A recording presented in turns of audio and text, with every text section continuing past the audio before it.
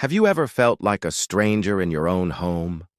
For me, that feeling isn't just a metaphor. It's my reality every single morning. I live in a house that forgets me. It started subtly. I'd wake up and the coffee mug I left on the counter would be back in the cupboard. I brushed it off thinking I was just tired, absent-minded. Then the family photos began to change. One morning, my mother's face in a frame on the mantelpiece was replaced by a woman I'd never seen before. The next day, my graduation photo showed a smiling stranger in my cap and gown. I tried to fight back. I started leaving notes for the house, little reminders of my existence. "I live here," I'd write on a sticky note and slap it on the fridge. "My name is Alex." The next morning, the note would be gone and the kitchen would feel colder, more unwelcoming.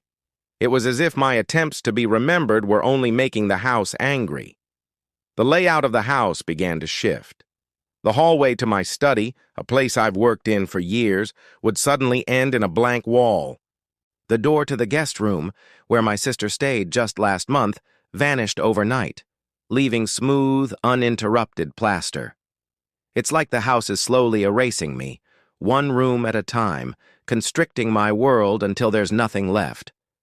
I started talking to the walls, pleading, "Please remember me. This is my home." I'd trace the patterns on the wallpaper, hoping to spark a memory in its wooden bones. But the only response was a deep, groaning sound from the foundations, a shudder that vibrated through the floorboards like a low growl. The house wasn't just forgetting, it was actively pushing me out. The furniture became a battlefield. My favorite armchair would move to the opposite side of the room, facing the wall as if in punishment. The bed, my bed, would be perfectly made but with sheets that weren't mine, smelling of lavender and someone else's sleep. One morning, I found all my clothes piled in the center of the bedroom, and the closet was filled with suits from a bygone era, all of them too large for me. The anger is the most terrifying part. It's not just passive forgetting anymore. When I try to put a picture back, the frame will crash to the floor, the glass shattering. When I try to force open a door that has sealed itself, the doorknob will become searingly hot to the touch. The house is fighting me. It sees me as an intruder, a ghost in its halls that it desperately wants to exorcise. Last night, something new happened. I was woken by a whisper. It wasn't human. It was the sound of creaking floorboards and rustling curtains, all coalescing into a single chilling word: leave. The house wasn't just forgetting me, it was rejecting me. I don't know how much longer I can stay. The house is shrinking around me, the walls closing in, the memories it holds being rewritten to exclude me entirely. What happens when the last room disappears? What happens when the front door, my only escape, decides it no longer recognizes my key? I'm filming this as a record, a proof of my existence in this place. Because I have a horrifying thought that's been growing in my mind.